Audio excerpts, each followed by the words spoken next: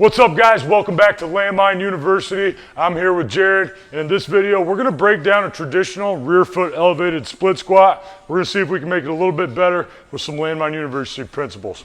All right, Jared, let's pick up those kettlebells, and we're going to start by just having Jared do 5 reps of a classic rear foot elevated deadlift.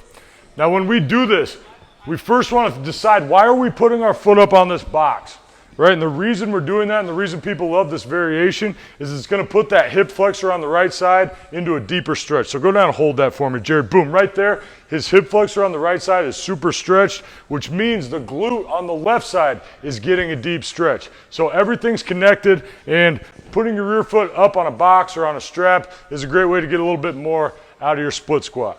What I want to do is I want to apply some Landmine University long side, short side principles and see if we can exaggerate that stretch and make this movement even more efficient. So, Jared, what I'm going to have you do, we're going to rack the kettlebells a little bit different way. And we can stay on that leg just so everyone gets a good view of it. Let's still use both kettlebells.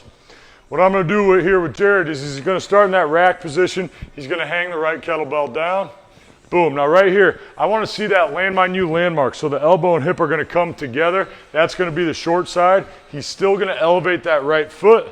And you guys can't see right now, but what I'm looking at is that left shoulder packed down, that right shoulder up and forward, exaggerating that long side and that short side. And let's do 5 of these. We call this a coiled rear foot elevated deadlift, split squat, whatever you want to call it. But the stretch that he's getting in that right side hip flexor and in that left glute at the bottom of the movement is exaggerated in this position. He's got the shoulder stuffed, that lat and oblique are on the entire time. And this is just more range of motion, just feeding through the spinal engine. Everything's connected. If you're going to stretch the anterior chain on one side, you're going to get it tighter on the other side. That's a more effective way to do that movement. Awesome, Jared. All right, hey, next thing we're going to do, this is Landmine University, so I'm going to bust out a landmine. And we're going to do a rear foot elevated split squat. Should be pretty good there. So if he picks the bar up, starts in a square goblet position, we're going to do it the old way first. This is a great way to take that same move and apply a little bit of forward intent. So I like this already more than the kettlebell version because he's able to drive forward. Beautiful, Jared.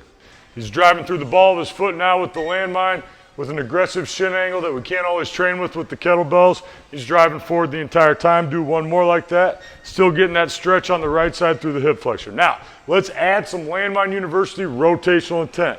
I'm going to have him rotate that bar towards the front foot side. You can see that landmark, and we want to use that hip elbow connection point to create torque. So he's going to go down into that split squat. As he comes up, he's rotating the bar even harder. He's driving that hip up into his elbow.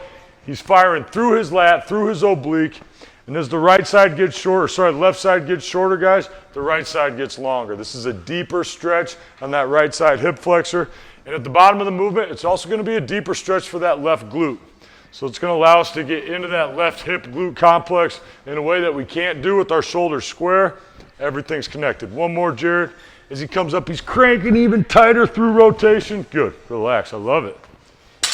All right, guys, so there's a couple ideas of how you guys can take your rear foot elevated unilateral strength training work, make it a little bit more intense and a little bit more efficient. Add that rotational intent, that long side, short side training. You guys are going to love the way that feels.